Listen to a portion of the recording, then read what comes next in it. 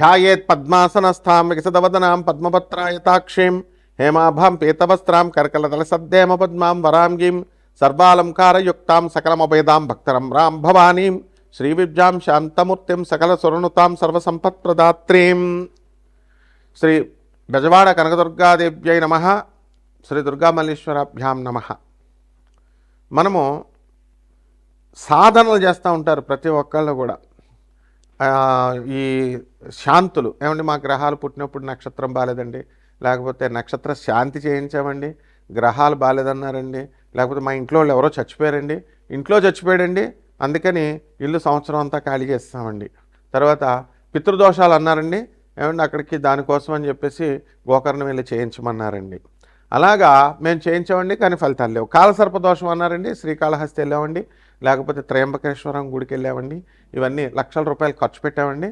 And లాస్ట్లో ఆఖరిగా అడుక్కు తిని మీ దగ్గరికి వచ్చామండి. ఇదే ఏ జ్యోతిష్కుడికి కలిగేటటువంటి అనుభవాలన్నీ కూడా. అంటే ఎవరి దగ్గరికి వెళ్ళినా సరే ముందు ఏమండి డబ్బులు వేసామండి, వాళ్ళు బ్లాక్ చేసేసారండి నెంబరు.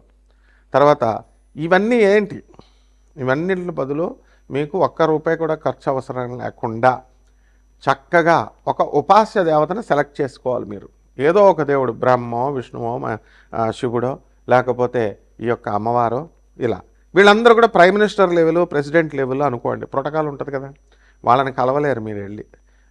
కింద వాళ్ళంతా సెక్యూరిటీలు, చీఫ్ సెక్రటరీలు, వీళ్ళు వాళ్ళు అంత పెద్ద తతంగా ఉంటుంది ప్రోటోకాల్.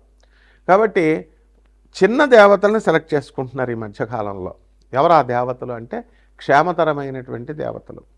ఇప్పుడు మనకి మానవ జన్మ కంటే కూడా పై లెవెల్ ఉన్నటువంటి ఎనర్జీస్, మానవ జన్మ మనం ఎనర్జీయే, దానికంటే హైయర్ ఎనర్జీ ఎవరు?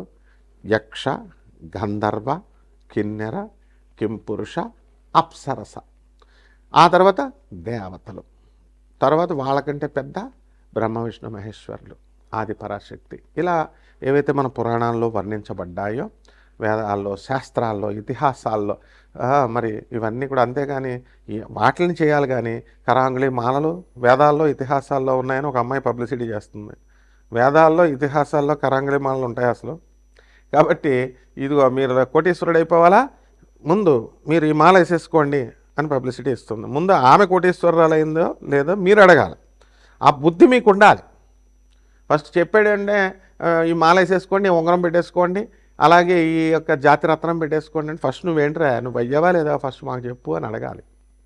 సో వీటితో అన్నిటితో కూడా సంబంధం లేకుండా యక్షిణీ దేవత ఆరాధన అనేటటువంటిది ఒక్క రూపాయితో కూడా ఖర్చు లేకుండా చేసుకునేటటువంటి సాధన.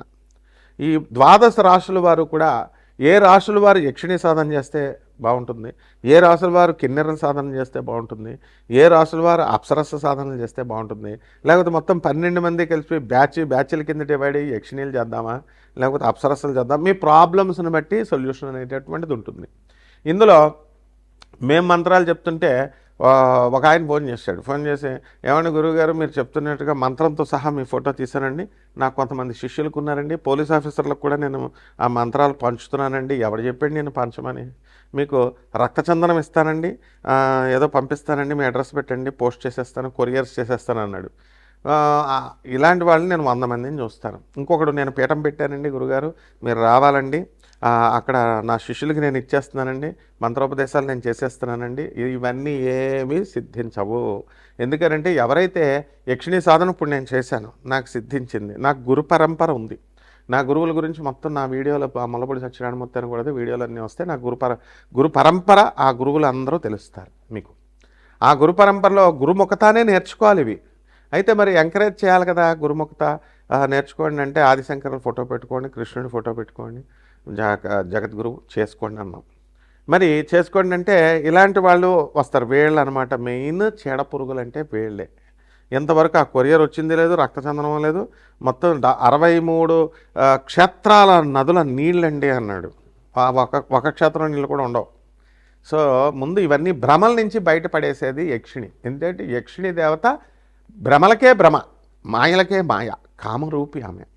ఆ తర్వాత పనికి మాలిన వాళ్ళు అందరూ వచ్చి యక్షిణీలను బ్యాడ్ పబ్లిసిటీలు చేసేసి యక్షిణీలు పీకుతుంటాయి, చంపేస్తాయి, తర్వాత సంభోగం చేస్తాయి మీతో వచ్చి, ఇలాగా భార్యాన్ని భక్షిస్తాయి, ఇలా ఎవడు ఇష్టం వచ్చినట్టు వాడు చెప్తున్నారు. ప్రతి దానికి కూడా సృష్టిలో ఒక క్రమబద్ధీకరణ అనేటటువంటిది ఉంటుంది, ఒక ఆర్గనైజ్డ్గా కమిట్మెంట్ అనేటటువంటిది ఉంటుంది.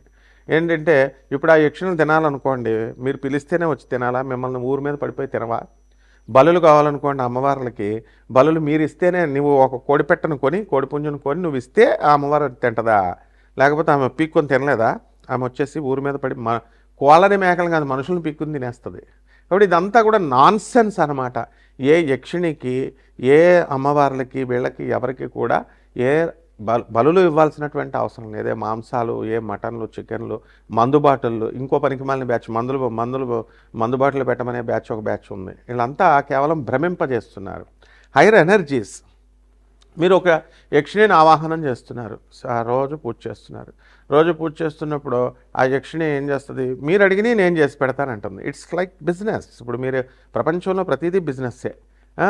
భార్య భర్తకి వంటలు చేసి పెడుతుంది, భర్త డబ్బులు తెచ్చి పెడుతున్నాడు, దానికి నిమిత్తం జీవితాంతం పోషించడానికి కట్నం తీసుకుంటున్నాడు, బిజినెస్. తర్వాత ప్రేమ సంగతి తర్వాత. అవన్నీ ప్రేమ ఉంటే విడాకుల కిందకి వెళ్తారా? రోజు కిట్లట్లు ఫైటింగ్లు ఎందుకు ఉంటాయి? ఆ విధంగా ఆ ఎనర్జీస్ యక్షిణీల్లో అత్యంత తొందరగా మీకు చేసి పెట్టేటటువంటి సాధన. దానికంటే మానవుడి కంటే కింద ఉండేటటువంటి లోయర్ ఎనర్జీస్ ఉంటాయి, దెయ్యాలు, భూతాలు, ప్రేతాత్మలు, ఇవన్నీ అవి మనమే అన్నమాట. ఆత్మస్వరూపం, భగవంతుడు అంతా ఒకటే, ఆత్మరూపుడు. ఆ యొక్క పరమేశ్వరుడు మన గురువుగారు బ్రహ్మశ్రీ చాగంటి కోటేశ్వరరావు గారు చెప్తారు ఒక వీడియోలో, ఏమని భూతనాథుడు ఆయనే. మరి తండ్రి ఇప్పుడు 10 మంది పిల్లలు ఉన్నారు, ఒక 9 మంది ఆఫీసర్లు అయిపోయారు, బ్యాంక్ ఆఫీసర్, ఐఏఎస్ ఒకడైపోయాడు, ఒకడేమో వేగబాండ్ లాగా రోడ్ల మీద తిరుగుతున్నాడు. వదిలేసుకుంటాడా రౌడీ షీటర్ అయితే? వదులుకోడు కదా తండ్రి. ఆ విధంగా భూతాలు, ప్రేతాలు, ఆత్మలు, దెయ్యాలు ఇవన్నీ కూడా శివుడి సంతానమే. కాబట్టి శివుడు వాటిని చూసుకుంటాడు అని అద్భుతంగా చెప్పారు గురువుగారు. కాబట్టి మీరు యక్షిణీ సాధన చేసేటప్పుడు ఏమైనా గురుగారు నాకు మంత్రం ఇచ్చేయండి అంటే, ఫస్ట్ అసలు నువ్వు ఎవడవి, నీ స్పిరిచువల్ బ్యాక్గ్రౌండ్ ఏంటి, నువ్వు ఏ దేవతను పూజ చేస్తావు? ఈరోజే మీ వీడియో చూసి టెంప్టింగ్ అయిపోయి నేను యక్షిణీ సాధన చేసేది, యక్షిణి అంటే మామూలు మనిషి అనుకుంటున్నావా? మళ్ళీ తోలు తీసేస్తుంది. యక్షిణీలకు అస్సలు కోపం రాకుండా శాంతంగా ఉంచాలి. యక్షిణీలని బ్యాలెన్స్ చేయడానికి నీ గురువు ఉండాలి. ఇప్పుడు యక్షిణిని కంట్రోల్ చేయాలి. ఇప్పుడు నువ్వు పిలిచేసి పిచ్చి మాటలు మాట్లాడతావు మనుషులతో మాట్లాడినప్పుడు. నాకు జాతకం చెప్పించుకోవడానికి వచ్చినాడు, మనం ఈ అపాయింట్మెంట్ నెంబర్లు ఎందుకు పెడతామండి? ఎవడైతే బాగుపడతారో కన్సల్టేషన్ కోసం అసలు డబ్బులు తీసుకోవాలి. మేము డబ్బులు తీసుకోం కదా. నాన్ కమర్షియల్ ఎందుకు చెప్తున్నాం? నాన్ కమర్షియల్ ఒక గవర్నమెంట్ ఆఫీసర్గా ఉన్నటువంటి వాళ్ళు మేము బిజినెస్లు చేయం. కాబట్టి నాన్ కమర్షియల్ అనే పదం అందుకు వాడతాం. ఈ బుర్రా జ్ఞానం మనుషులకు ఉండదు. ఏంటంటే ఏదో చెప్తున్నాడులే, ఫీజులు అపాయింట్మెంట్లు పెట్టేసి చేయడానికి మామూలు ప్రైవేట్ పంతుళ్ళా? మాకు రూల్స్, రెగ్యులేషన్స్, సిస్టము, గవర్నమెంటు ఇవన్నీ తెలుసు. కోర్టులు ఉంటాయి, జ్యుడిషియరీ ఉంటుంది, అలాగే సిస్టమ్ ఉంటుంది. ఏదైనా ప్రాబ్లం వస్తే దాన్ని కోర్టులో ఎలా వేయాలా, క్యాట్లో వేయాలా, ఇవన్నీ ట్రిబ్యునల్ కోర్టులో వేయాలా, లేదా హైకోర్టుకి వెళ్ళాలా, ఏ పోలీస్ ఆఫీసర్ని ఎలా డీల్ చేయాలి, ఇవన్నీ ఉంటాయి. ఇవేం లేకుండా ఊరికనే ఫోన్ కొట్టేసి అపాయింట్మెంట్, ఏమన్నా గురుగారు యక్షిణి సాధన చేసేస్తారండి నాకు సలహాలు ఇవ్వడానికి ఆడెవడో పనికిమాలని నా కొడుకు పెడుతున్నాడు. యక్షిణి దుర్గా యక్షిణి కాదండి, ఏ పురాణంలో చెప్పబడింది? గొట్టంగాడికి నీకు చెప్పడానికా నేను? నువ్వు ఏ పురాణాల్లో ఉందానికి చెప్పడానికి? దుర్గాదేవి కాళరాత్రి రూపంలో, యక్షిణి రూపంలో ఉంటుంది. యక్షస్వరూపాయ జటాధరాయ అంటే మన శివుడు కూడా నాగేంద్రహారాయ త్రిలోచనాయలో చదువుకో. యక్షస్వరూపాయ జటాధరాయ, యక్షుడు రూపంలో ఉంటుంది.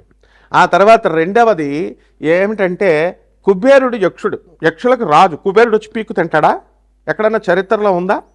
కుబేరుడు బుద్ధి జ్ఞానం లేనటువంటి యూట్యూబ్లో చెప్పే దొంగ పండితులు కుబేరుడు యక్షుడా కాదా, యక్షరాజా కాదా యక్షులందరికీ? ఆయన ఎప్పుడన్నా ఎవరినన్నా పురాణంలో ఎక్కడన్నా తినేశాడా చెప్పండి? రావణాసురుడు పులస్త్య బ్రహ్మ మానవుడు, రాక్షసులు తినేస్తారు. రావణాసురుడు ఎవరన్నా పిక్కుని తిన్నట్టు బకాసురుడిలాగా ఎవరైనా మనిషిని అన్నది ఉందా? అంటే రాక్షసుల్లో కూడా కేటగిరీస్ ఉంటాయి. ఇదంతా ఉపాసన నేర్చుకోవాలి, దీని గురు పరంపర అవసరం. అంతేగాని మేమిస్తే మంత్రాలు మీరు అమ్ముకొని బిజినెస్లు చేసుకోవడానికో, లేకపోతే మీరు ఉపదేశాలు చేయడానికి తీసుకున్న గొట్టంగాడివి, ఇచ్చే గొట్టంగాడివి, ఇద్దరిని రెండు పీక్కు తినిపార దొబ్బుతాయి అన్నమాట. సాధనలు చేసేటప్పుడు ఎప్పుడూ కూడా గురుముఖత అందుకు అవసరం అంటారు. గురువు అనేటటువంటి వాడు, ఇప్పుడు మాకు బెజవాడ కనకదుర్గమ్మ తల్లి మేము పిలిస్తే వస్తుంది. ఎస్, అవును, నేను దత్తాత్రేయుడి చెల్లెల్ని, నేను దత్తాత్రేయుని అక్కడని ఒక ఆవిడ, లేకపోతే మాకు నిజంగానే పూనకాలు వచ్చేస్తున్నాయి, లేకపోతే అమ్మవారు నాతో మాట్లాడేస్తుంది, చాటింగ్ చేసేస్తున్నాం, ఇలా పనికిమాలిని అనుకున్నారా ఏంటి? ఉపాసన మంత్రతంత్ర శాస్త్రాలు అం ఆం ఇం ఈం క్షం అక్షరమాలం కృతే ఐం బదబద వాగ్వాదిన్యై స్వాహ మాం గృహాణ ఐం బదబద వాగ్వాదిన్యై స్వాహ. వృశ్చిక రాశి, ఈ వృశ్చిక రాశి వారికి అందరికీ కూడా అర్ధాష్టమ రాహువు, పంచమ శని, అష్టమ గురుగ్రహాలన్నీ కూడా బంధించేసినాయి. అయినప్పటికీ కూడా రవి, బుధ, కుజ, శుక్ర గ్రహాలన్నీ మకర రాశిలోకి వచ్చినటువంటి కారణంగా మీకు బ్రాహ్మణోపాసన అంటే మీ యొక్క హయ్యర్ ఎనర్జీస్ని మీరు పూజ చేసుకోవాల్సినటువంటి అవసరం ఉంది. ఈ యక్షిణీలు, గంధర్వులు, కిన్నెర్లు, కింపురుషులు ఇవన్నీ మానవుడి కంటే హయ్యర్ ఎనర్జీస్. డైరెక్ట్ మనం శివుడిని పెట్టేసుకుంటాం, కృష్ణుని పెట్టి వెంకటేశ్వర స్వామిని పెట్టేసుకుంటాం, లేవన్నా మన అసిస్టెంట్లా మన మాట వినడానికి ఆదిపరాశక్తి దుర్గమ్మ నా ఒంటి మీదకి వచ్చేద్ది, ఏం కుదరవు. రండి, దమ్ముంటే యక్షిణీ సాధన చేయండి. అటువంటి పూనకాలు వచ్చేవాళ్ళు వీళ్ళందరికీ చెప్పుద్ది, యక్షిణి వచ్చే ఆన్సర్ చెప్పుద్ది.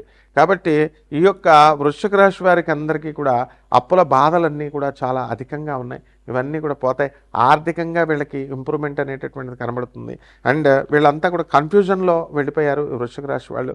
అండ్ మైండ్ స్టెబిలిటీ అనేటటువంటిది అస్సలు లేదనమాట. ఈ యొక్క కాంబినేషన్, ఈ ప్లానెట్స్ కాంబినేషన్ వల్ల ఆదాయాలు పెరిగినప్పటికీ కూడా మీ వల్ల మీ పిల్లల్ని హాస్టల్స్లో వేసేసుకోవడం, మీరు ఎవరు ఇష్టం వచ్చినట్టు వాళ్ళతో స్నేహాలు చేయడము, ఈ రకంగా మంచి చేసేటటువంటి వాళ్ళని వదిలేసి చెడ్డ వాళ్ళని పట్టుకోవడం, వాళ్ళతో తిరగడం, వాళ్ళతో మాట్లాడుకోవడం, ఇలాంటివన్నీ కూడా చేస్తూ ఉంటారు. కాబట్టి ఈ రాశి వారికి అంతగా గురుబలం ఎప్పటికే అయితే లేదో అప్పుడే డౌన్ అనమాట. ఎప్పుడైతే గురుబలం లేదో వాడికి అంత ఆస్తున్నా ఎంత డబ్బున్నా వాడి లైఫ్ ఈజ్ జీరో అనమాట. కాబట్టి ఎందుకంటే విజ్ఞత ఉండదు, బుద్ధి లేకపోతే ఏమవుతాయి పనులు, ఏం జరగవు. కాబట్టి ఈ యొక్క క్రోధం అనేటటువంటిది బుద్ధిని వినశ్యతి, నాశనం చేస్తుంది. కాబట్టి క్రోధాన్ని కంట్రోల్లో ఉన్నవాళ్ళు మాత్రమే యక్షిణీ సాధనలోకి రండి. 100% వృశ్చిక రాశికి అధిపతి అయినటువంటి కుజుడు దానికి యక్షిణీలకి అధిపతి కాబట్టి చక్కగా ఈ యొక్క సాధన మీకు బ్రహ్మాండంగా చేస్తుంది. సుదీర్ఘమైనటువంటి సాధన చేయాల్సినటువంటి అవసరం లేదు. కేవలం 7 రోజులు, 21 రోజులు, 11 రోజులు, 41 రోజుల్లో కొట్టుబడేస్తుంది. కాబట్టి అటువంటి ఈ యక్షిణీ అమ్మవారిని చక్కగా మీరు ఓం యక్షిణ్యాయ నమః అంటూ మీరు పూజ చేసుకోండి.